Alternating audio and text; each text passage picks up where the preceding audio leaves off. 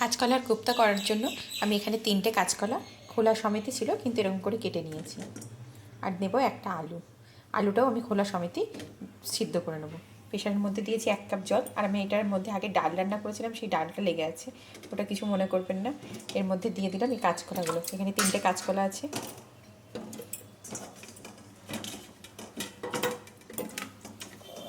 আর খোলা সমেত করলে কি হয়, কলাটা কালো হয় না, কলার গাগুলো কালো হয় না। আর একটা আলু। এবার এটাকে আমি 3টে সিটি দিয়ে নেব।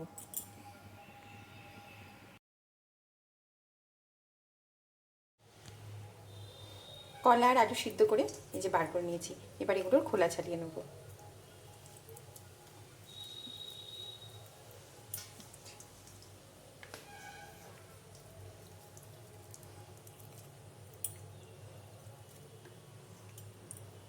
এইভাবে সমস্ত খোলাগুলো কলার আর আলু ছাড়িয়ে নেব। আমি প্রেসারে 2টো সিটি মেরেছিলাম কলা আর আলুটা দিয়ে।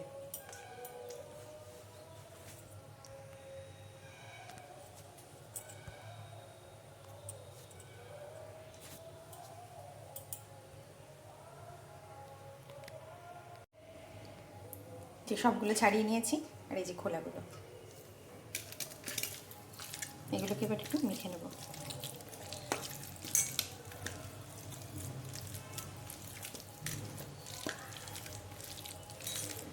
একদম খুব সুন্দর করে মাখতে হবে, যাতে এর মধ্যে একটু গোটা না থাকে।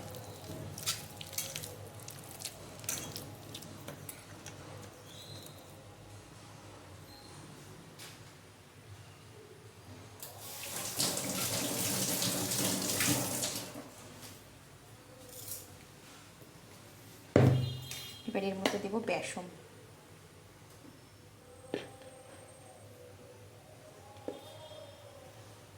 3 চামচ বেসন মাখি, তারপরে লাগলে আবার পরে দেবো। আর একটুখানি দেবো।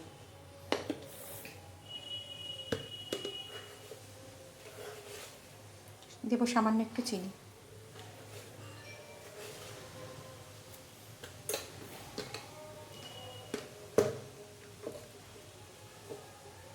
জিরে গুঁড়ো,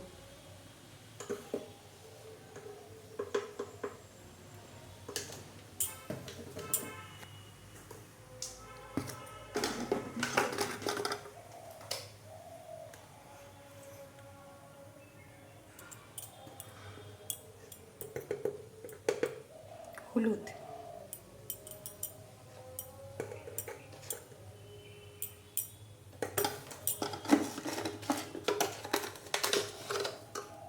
লবণ।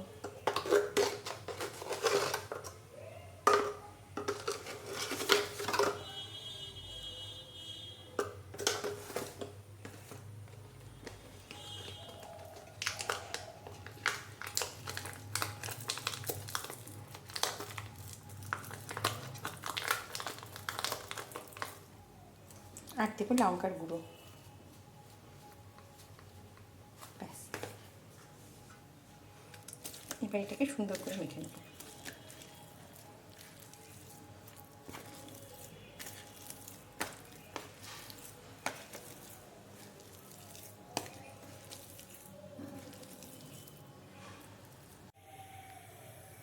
এই যে মাখার পর এইরকম হবে জিনিসটা। এবার এগুলোকে বড় আকারে করে নিতে হবে। আর যে থালাটায় রাখবো সে থালাটা একটুখানি তেল বুলিয়ে নিলাম।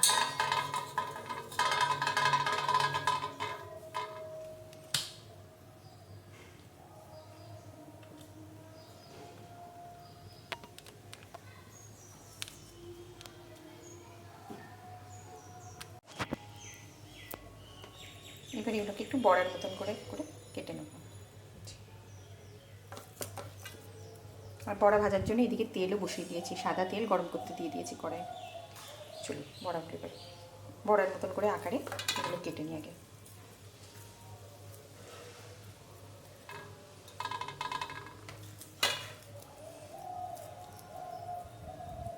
আর যেহেতু আমি একাই ভিডিওটা করি, তাই ভিডিও করতে গেলে একটু মোবাইলটা নড়ে টড়েও যায়, সেগুলো একটুখানি অ্যাডজাস্ট করে নেবেন সবাই।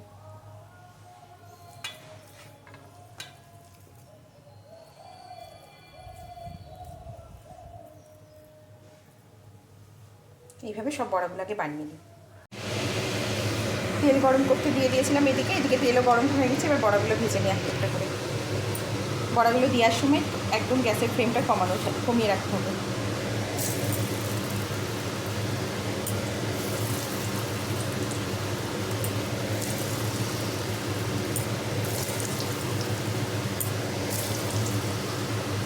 এইভাবে সব বড়াগুলোকে ভেজে নিতে হবে এবং গ্যাসের জোর খুব একটা দেওয়া যাবে না, তাহলে কী হবে, ওপরগুলো ভাজা হয়ে যাবে আর ভেতরগুলো একটু নরম নরম থাকবে। কমিয়ে কমিয়ে একটু ভাজতে হবে।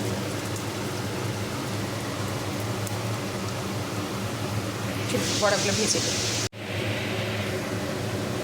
এই যে বড়াগুলোর এক পিঠ ভাজা হয়ে গেছে আর আমি উল্টিয়ে দিয়েছি। এরকম আস্তে আস্তে ভাজলে ভেতর ওপরটাও লাল লাল হবে আর ভেতর পর্যন্ত পুরো সুন্দর ভাজা হবে। আর খুব জোর দিয়ে ভাজলে কী হয়, ওপরটা ভালো ভাজা হয়ে যায় কিন্তু ভেতরগুলো নরম নরম থাকে, ওই জন্য একটু ইয়ে করে ভাজতে হবে। ভাজাগুলো সব হয়ে গেছে বড়ার, এবার তুলে দেবো।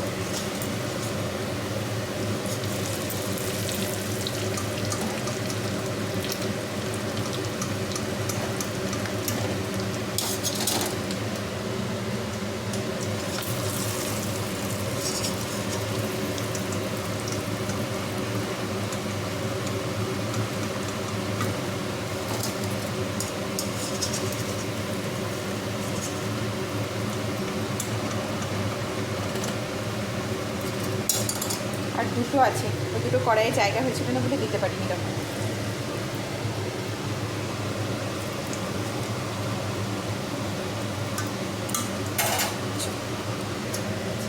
বড়াগুলো দেখুন কি সুন্দর হয়েছে।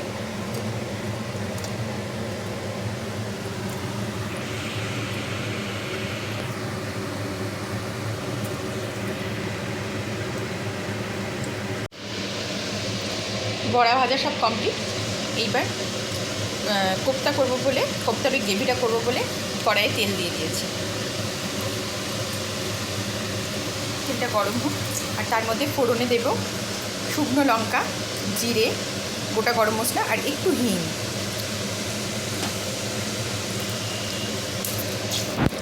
তেলটা গরম হয়ে গিয়েছে, এবার ফোড়নটা দিয়ে দেবো।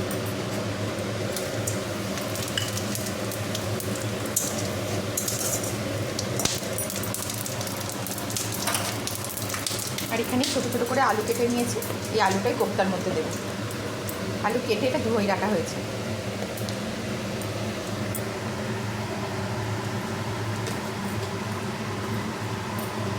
আর দেবো সামান্য একটু চিনি।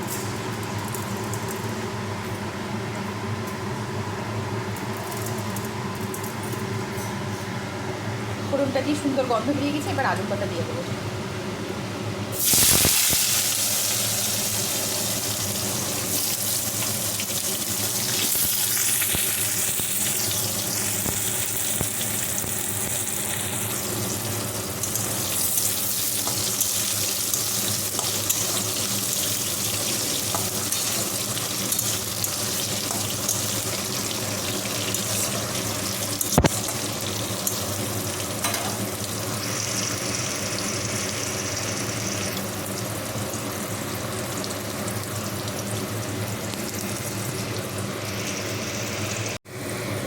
আর ফোড়নের সাথে দুটো তেজপাতা দিতে, তেজপাতা দুটো দিতে আমি ভুলে গেছিলাম, তাই পরেই দিয়ে দিলাম।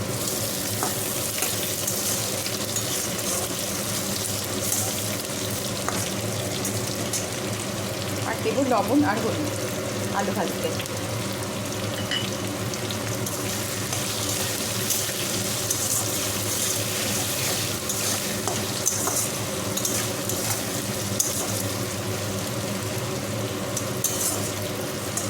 এখানে আলুটা ভাজা হোক, ততক্ষণ আমি কোপ্তায় দিয়ে মশলাটা রেডি করে নিই। মশলা বলতে নিরামিষ কোপ্তা, তো ওই জন্য শুধু আদা, টমেটো, শুকনো লঙ্কা আর একটু জিরে গুঁড়ো, আর কিছু না। মশলাটা করে নিই। আদা, একটা টমেটো,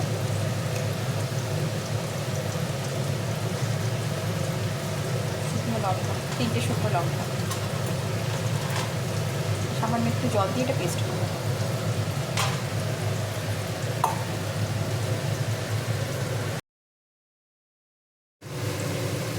মশলাটা পেস্ট হয়ে গেছে, এবার এর মধ্যে দেবো জিরে গুঁড়ো,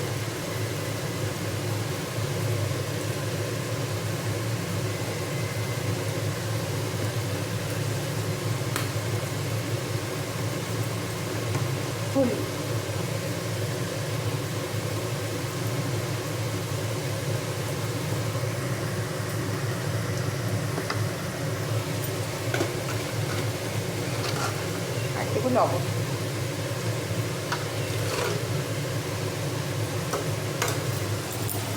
দেখো আলুটা ভাজা হয়ে গেছে।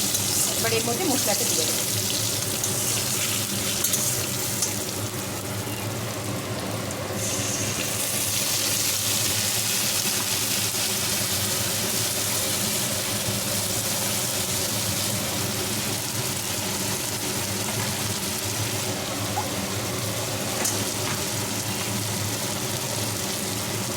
যেহেতু এটার মধ্যে অনেকটা মশলা লেগে গেছে, তাই এটাকে ধুয়ে একটু দিয়ে দেবো।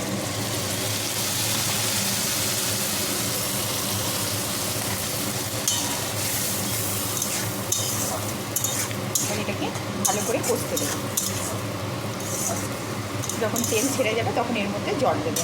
আর এদিকে আমি কোপ্তাগুলো যেই ঠান্ডা হয়ে গেছে, কোপ্তাগুলোর মধ্যে আমি জল দিয়ে দিয়েছি। এই জল দিয়ে মানে ঠান্ডা জল, নর্মাল যে জল হয় সেই জল দিয়েছি। এই জল দিলে কী হয় জানেন তো, যখন আমরা বড়ার তরকারি করি, যে কোনো বড়ার তরকারি করি, আগে থেকে যদি একটু জলে ভিজিয়ে রাখি না, তাহলে রসটা টানে, মানে ঝোলটা কমে দেয়। অনেক সময় কী হয়, বড়ার তরকারি করলে দেখবেন ঝোল আপনি অনেকটাই রেখেছেন, কিন্তু বড়াতে সব টেনে নিয়ে আর পর না যখন খেতে দেবেন তখন আর ঝোল থাকে না, মানে শুকনো শুকনো টাইপের হয়ে যায়, কেমন একটা হয়ে যায়। তাই বড়া ভেজে নিয়ে বড়াটা ঠান্ডা করে যদি নর্মাল জলের মধ্যে একটু দিয়ে রাখা হয় না, তাহলে বড়াতে ঝোলটা টানে কম। আর এই জলটাই আমি তরকারির মধ্যে দেবো। এদিকে মশলাটা কষি।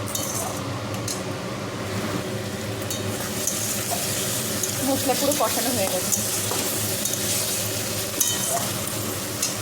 এবার এর মধ্যে এই জল সমেত কোপ্তাটা দিয়ে দেবো।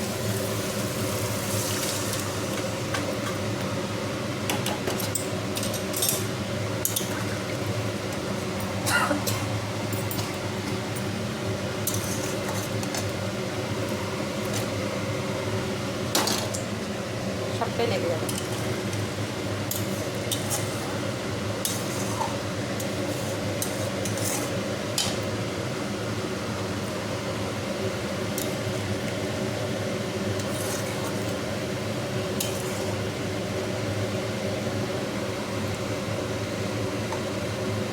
আলুগুলো প্রায় কষতে কষতেই সিদ্ধ হয়ে গেছে, আর একটুখানি হবে।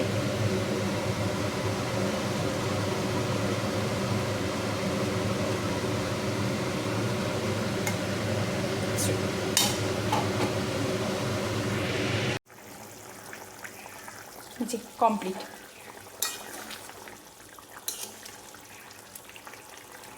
এই ঝোলটুকু থাকবে। এবার আলুটাও সিদ্ধ হয়ে গেছে। নিরামিষ কোপ্তা রেসিপি রেডি। এবার গ্যাসটা বন্ধ করে দিয়ে দেবো একটু ঘি। যেহেতু নিরামিষ তরকারি, ঘি তো একটু লাগবেই।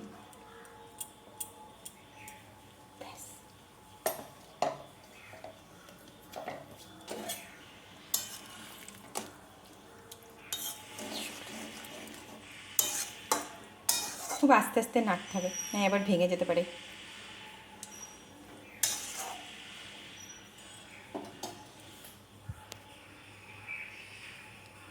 আর দেখে বলুন তো কেমন হয়েছে।